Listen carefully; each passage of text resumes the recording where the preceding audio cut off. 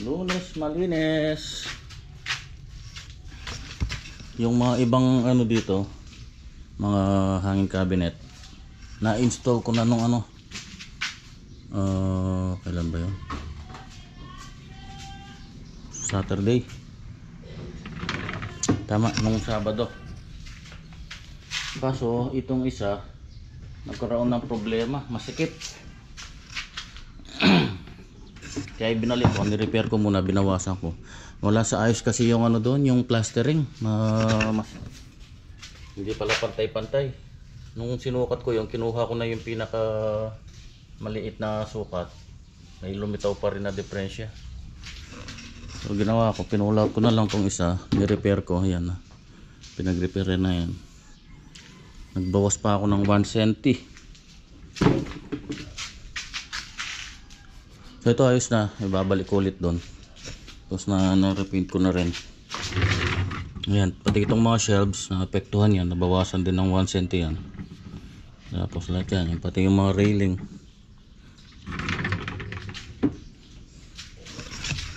Hindi ko na lang na vlog nung install ko. Nakalimutan ko itong ano, yung nagmamadali. Nakalimutan ko yung GoPro. Kasi usapan namin nung may-ari, alas 9. Alas 9 nandito pa ako, ini-install ko pa itong mga pinto. Kaya medyo na-disource ako. So kakamadali ko, hindi ko na nadala itong ano, itong GoPro, kaya walang vlog nung in-install ko. So ngayon, i-deliver ko na ito, install ko muna. Yan, para may pakita ko yung mga na-install na dalawa. Para makita nyo kung ilan yung diferensya ng ano. Ang laki. Grabe pagkakagawa ng mga ano doon, yung mga bahay doon. Para lumuwag-luwag dito. Dami kalat oh. Grabe. Ayusin ko muna mamaya. Okay, tara. Ihatid muna natin to. Dito hindi ko na nirepaint dito. Gawa ng tatago lang to doon sa dugtungan eh. Tapos lalagyan ko na lang ng filler, yung mga gap. Tapos silicone.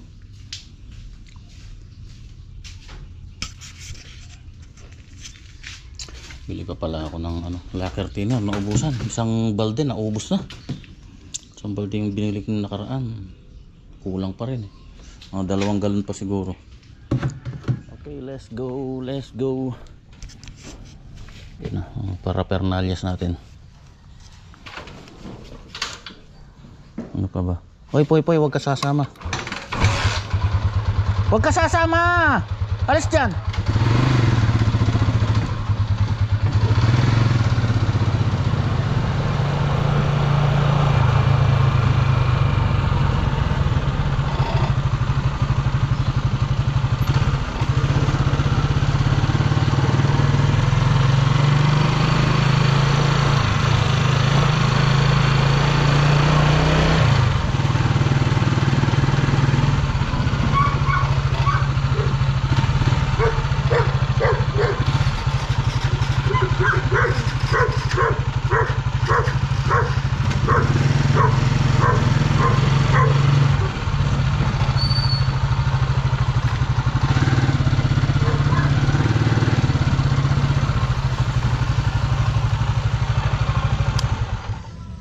Susunod dalhin ko nga yung ano, yung grass cutter para maano to.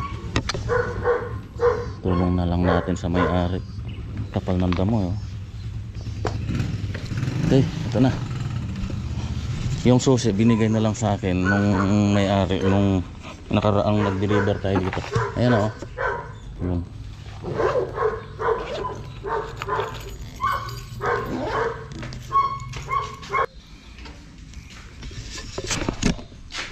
Ayan. Tingnan nyo naman yung gap. Ayan, napakalaki. Ilan no? Porsyente siguro to dito. Ayan, yan yung hulog niya. Tingnan nyo naman. Ang layo. Grabe. Yan yun. Doon sa sulok, doon sa taas, dikit na siya doon. Oh. May laman na pala eh. Oh. May baso na.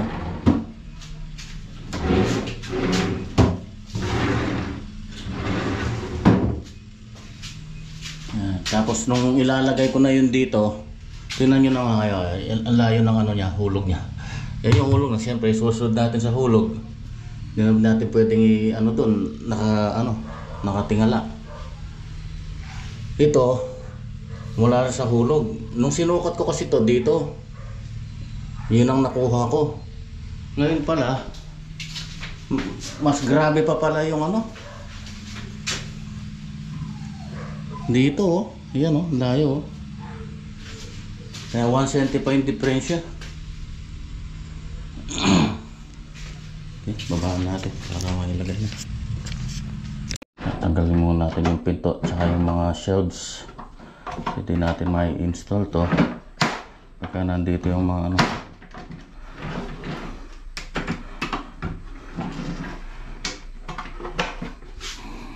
Ito makakapag-drill.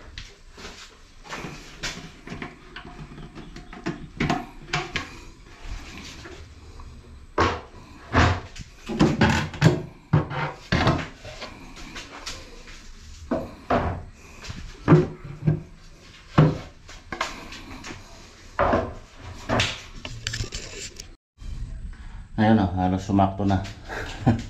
Pero may ano pa rin sa baba, ayan o. Lalagyan na lang, sakto lang siya dito sa bintana. Mabubuksan pa naman to.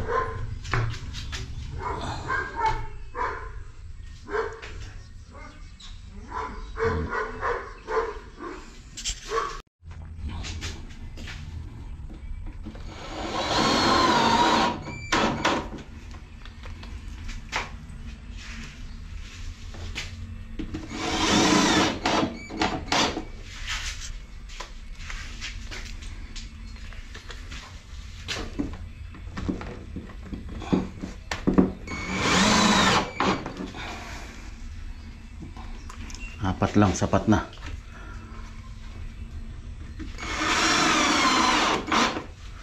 Yan. Tapos i-screw natin doon. Dito na sa baba.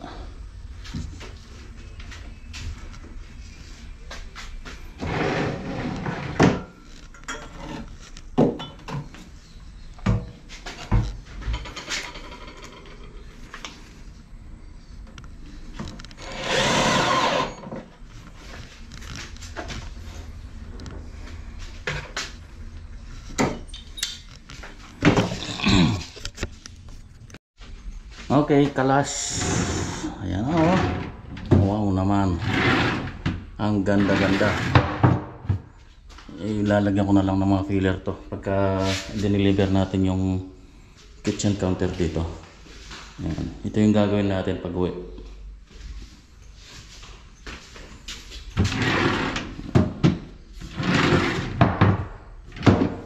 Yun o. Ang ganda-ganda.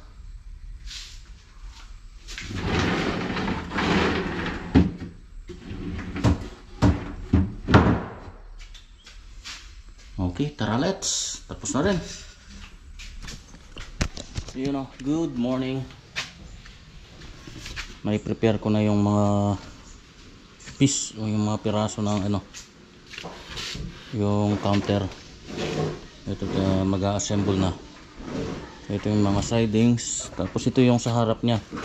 3/4 na rin ang ginamit ko dahil ka-expose to eh. Para mas matibay. Ito yung sa harap, ito yung pinakaharap niya. Tapos dito papatong yung pinaka countertop. Ito yung mga sidings yan. Ganyan. So, assemble na.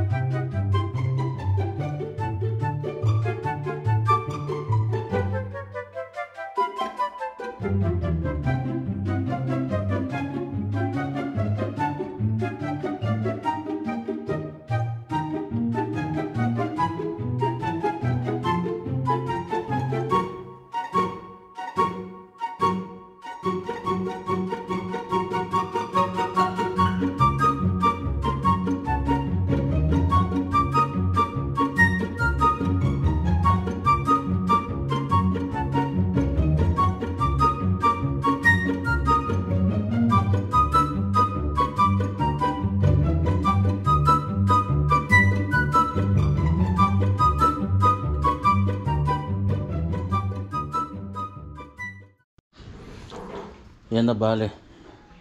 So hindi pa buo yan, may mga kulang pa dito na mga drawer. Bali 4 yung drawer niyan.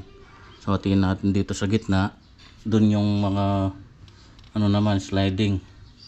2 butas na sliding, tapos yung mga drawer 4. Aapatin natin to. Ang lalim niya mga 18 cm. Yan. Matrabaho pa yan, maraming pang kulang yan. Yung para sa drawer, tapos yung mga drawer, tapos yung countertop nito 60. May overlap siya dun na ano 20 cm. Ayan. Nakalap siya ng 20 by 140. Ayan, tapos mayroon siyang baseboard na 75 mm. Ayan.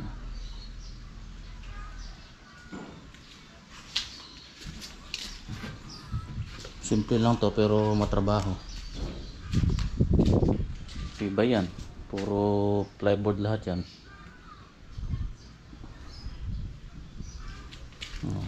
Standard lang to. 85 cm.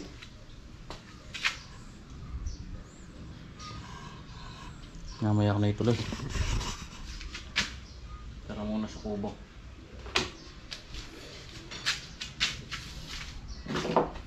Kanina kasi may in-extra na naman ako dun sa apartment nung nagpapagawa. Merong nagbarang tubo dun sa mga downspout.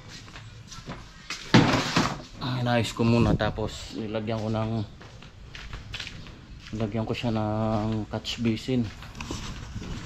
So yung mga pinag-anuhan ko, tapon ko muna dun sa kubo muna. Tara, kapagpahinga na ng konti. Tuloy natin yung ating project. Nakasalubong yung mga manok. Ayan o. Wala akong ibibigay. Mamaya pa. Ito lang kayo dyan. Mga ano yan o, okra. Pinula ni mahal. Dami oh. Mga salubong, nasanay silang budburan eh. Ayan, eto na, nabuo ko na yung pinaka frame. So balik ko lang na lang yan, drawer, tsaka yung mga pinto, yung sliding, tapos yung countertop. Iuli ko na yung countertop para pagka unahin ko muna yung mga drawer. Para pagka naglagay ako ng drawer front, madudukot ko dito. Unahin ko muna tabasin yung mga drawer bago yung mga pinto. Ayan.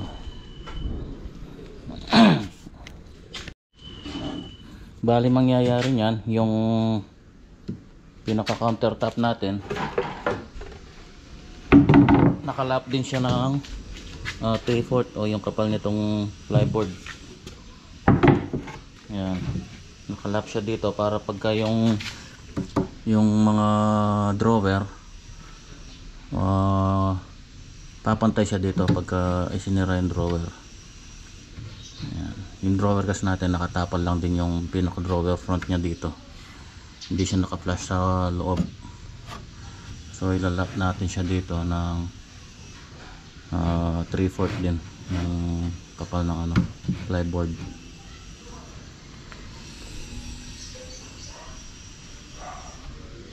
Yan. Tapos dito kalap din siya ng mga 20 cm. Ganda sana ito kung mapapatungan pa ng anong tawag dito, yung quartz stone. So medyo mahal yun eh. Alanganin naman kasi yung sukat niya sa 120 by 60 eh, 140 kasi ito eh. Ay mabibiling tiles na 60 by 120 sakto sana eh. Nasa measure row siyang 20. Medyo maliit naman kasi yung 120 eh, kasi sinundan namin yung ano doon, ano yung sukat na lilitaw doon sa sa loob.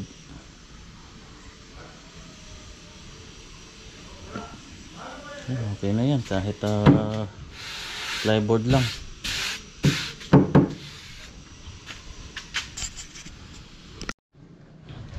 Ayan, natapos ko nang tabasin yung mga drawer, yung mga drawer box. Ayan. So ang kulang na lang ito, yung board nya sa baba, tapos yung drawer fronts, tapos ito yung mga pinto. Ayan. So lilistonan pa yan, paikot. Tapos ito may liston din to, yung sa taas lang.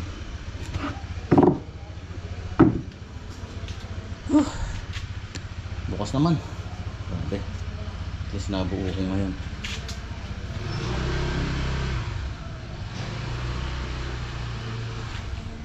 Bukas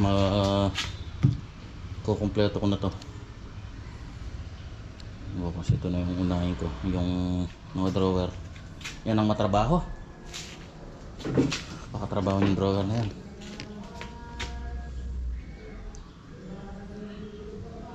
Kahit itong mga pinto na to, ikakaltas pa yung mga ano niyan, mga hinges, ay mga roller, mga handle, yung mabuting-ting pagka mga sliding. Ay nako. O siya, tapusin ko na po yung vlog natin sa araw na to. Abangan nyo po yung project natin na maliit na to. Okay, sa susunod, bye bye. Ingat po tayo lagi. God bless us all.